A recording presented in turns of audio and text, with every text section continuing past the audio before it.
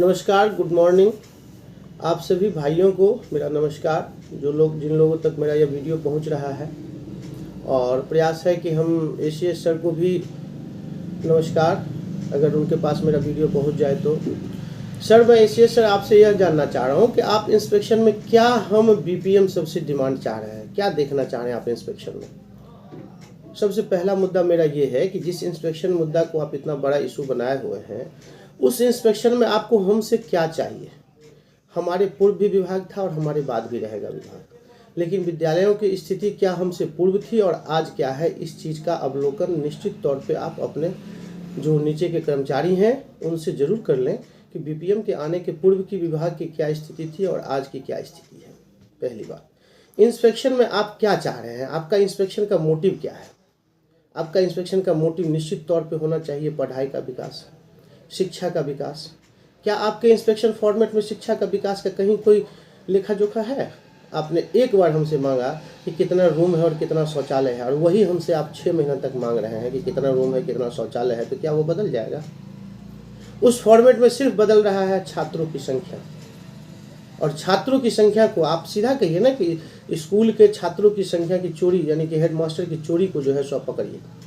हम लोगों ने पकड़ने का प्रयास भी किया था सर प्रारंभ में, आपको पता नहीं होगा। पाठक जी के समय में हम लोगों ने प्रयास किया था, और किस हिसाब से हम लोगों की स्थिति हुई थी वह भी आप अवलोकन कर लीजिए। हमारे मित्र को एक हेडमास्टर ने ताला बंद करके रख दिया था, शायद आपको जानकारी नहीं होगी इस विषय में। तो आप जिस शिक्षक के उस चीज़ को छूना चाह रहे हैं जहां उसको सबसे ज़्यादा दर्द होगा, और कह रहे हैं हम लोगों को खाली बंदूक देके कि चलो बॉर्डर पर और जाके उसको उस घाव को छुओ। उस घाव का रिएक्शन मेरे ऊपर होगा, हमारे ऊपर होगा। जिस बीपीएम का कोई औकात नहीं है कि आज आप आए एक ही पत्र में कह रहे हैं कि सबको हटाओ। जब इतना ईमानदारी से काम करने के बाद आपका ये रिएक्शन है, और ईमानदारी क्या है काम की, हर एक बीपीएम से आप पूछ लीजिए कि क्या उसकी स्थिति हुई है काम विगत 11-12 महीने के सर्विस पीरियड में, और सब ने बेहतर किया है, करने का प्रयास किया है। और आपको और बेहतर चाहिए तो वो और बेहतर करके हम देंगे आपको, वो और बेहतर करके देंगे। आप लीजिए ना सीधा रिपोर्ट डीएम को, हम लोग को कहिए कि सीधा रिपोर्ट डीएम को करना है। 1 महीने के अंदर सारे स्कूल को जो है सो स्कैन करके आपके सामने रख देंगे। क्या यह पावर है आपके अंदर? क्या आप चाह रहे हैं कि स्कूल में शिक्षा का विकास हो?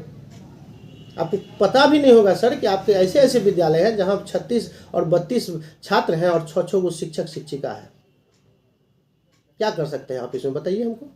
वहाँ पोषक टोला नहीं है, वहाँ कोई पोषक क्षेत्र नहीं है। उस विद्यालय में 6-6 शिक्षक हैं जहाँ जिंदगी में कभी बच्चे हो ही नहीं सकते हैं। सरकार का वहाँ 2.5 से 3 लाख रुपया का बर्बादी हो रहा है। कौन देखने वाला है? कौन पूछने वाला है हम लोगों से यह बात? शिक्षा का विकास ऐसे नहीं होगा सर। आप शिक्षा का विकास ही नहीं करना चाह रहे हैं। एक एसीएस आते हैं कहते हैं शौचालय का फोटो खींच के भेजो, एक एसीएस आते हैं कहते हैं यही सबको भेज दो यहाँ से। हमारा तालीम मरकज जिसकी आप बहाली कर रहे हैं, जिसको आप शिक्षक का दर्जा दे रहे हैं, और हम लोगों को जो है सो आप जो अन्य फील्डों से आया हुआ है मेरा भाई लोग, कोई कहीं था कोई कहीं था, सिर्फ इस प्रलोभन में आया कि बिहार में उसे अपने घर पे नौकरी होगी, और कोई तीसरा प्रलोभन नहीं था। और किसी शिक्षक से किसी बीपीएम ने पैसा नहीं मांगा है। अगर यह जानकारी है आपके पास तो उसके ऊपर कार्रवाई करिए। आप सबको कैसे एक साथ लेके चले आएंगे? सब एक जैसे नहीं होते हैं। और यह निर्णय जो अगर आपने लिया है और आपको जानकारी नहीं है विषय वस्तु की, तो पहले आप जानकारी लीजिए। आपके बीआरसी में बीपीएम के नहीं रहने से क्या दिक्कत है, वहाँ के हेडमास्टर को पूछिए। एक भी हेडमास्टर का फ़ोन कोई बीओ या कोई उठा ले? सिर्फ बीपीएम ऐसा निरीह प्राणी था जो सुबह से शाम तक फ़ोन उठाता था और उसको सही मार्गदर्शन देता था कि क्या करिए नहीं करिए। जानकारी आप लीजिए ना ग्राउंड लेवल पे। आप ये हवा में क्यों उड़ रहे हैं? आपको तो पता भी नहीं है कि आपके पास कौन कौन सा स्टाफ है, आपको जानकारी भी नहीं है, और आप बोल रहे थे कि सारे आउटसोर्सिंग हटाएंगे, तो फिर डाटा ऑपरेटर क्या है वो बताइए?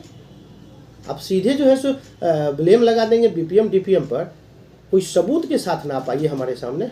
और इंस्पेक्शन फॉर्मेट तो आज तक आप बदल ही नहीं पाए। आपको तो पता नहीं है सर टीचिंग मेथोलॉजी, हमको नहीं लग रहा है आपको पता है टीचिंग मेथोलॉजी सिलेबस क्या है, उस पर आज तक आपने चर्चा किया है? आप परिवर्तन लाना चाहते हैं? क्या परिवर्तन लाना चाहते हैं हमको बताइए ना। आप परिवर्तन किस लेवल पे लाना चाहते हैं? हमारा बीपीएम और डीपीएम आपको गारंटी के साथ कहता है 1 महीना में परिवर्तन ला के देगा। नहीं अगर ला पाए तो कहीं ना कहीं कमजोरी है। और उस दुखती नस को हम लोगों से मत दबाइए, क्योंकि हम लोगों की जो स्थिति है वो बहुत अच्छी नहीं है। आप उठे एक पत्र निकाल दिए, उठा एक पत्र निकाल दिया। हम लोग को अपना जीवन भी सुरक्षित करके चलना है। प्रखंड में जो आज 20 वर्ष से 25 वर्ष से टीचर काम कर रहे हैं, उनके अगेंस्ट हम डायरेक्ट नहीं जा सकते हैं। और आपकी भी मंशा नहीं है पढ़ाई की, नहीं तो एक ही फॉर्मेट टहल रहा है। बताइए, आप एक बार जब डाटा ले लिए कि इतना पैखाना है और इतना रूम है, इतना क्लासरूम है, तो हर 7 दिन पर वो डाटा लेने की क्या जरूरत है आपको? बताइए हमको। सिलेबस की जानकारी है आपको? कितना दिन विद्यालय चला है पता है आपको? नहीं पता है, क्योंकि आप ग्राउंड को जानना नहीं चाह रहे हैं, आप हवा में उड़ना चाह रहे हैं। और हम लोग जैसे कमजोर व्यक्ति, अच्छा ये बताइए सर कि हम लोगों की बहाली हुई कैसे हुई? क्या हम लोग खुद आके चले गए? क्या कोई कंपनी वाला खुद आके हम लोग को बहाल करके चला गया? एक कानूनी प्रक्रिया है सर, आपको शायद जानकारी नहीं होगी। जानकारी लीजिए विभाग में बैठ के आप, पूरी प्रक्रिया है हमारी। और इंटरव्यू जो हम लोग का लिया था वो कोई मामूली व्यक्ति नहीं था। और मामूली हो कि जो भी पोस्ट उनका रहा हो, लेकिन ज्ञान के मामले में कम नहीं थे। वो बीटेक वाले से बीटेक वाला का सवाल पूछते थे, मैनेजमेंट वाले से मैनेजमेंट वाला का सवाल पूछते थे। कंपनी के विरोध करने पर भी वह हिले नहीं जगह से। इतने स्ट्रॉन्ग आदमी के माध्यम से हमारा इंटरव्यू हुआ है। गौरवान्वित हुए हम लोग कि हमारे बिहार में एजुकेशन डिपार्टमेंट में ऐसे लोग हैं जिनके माध्यम से हम लोग का इंटरव्यू हुआ है।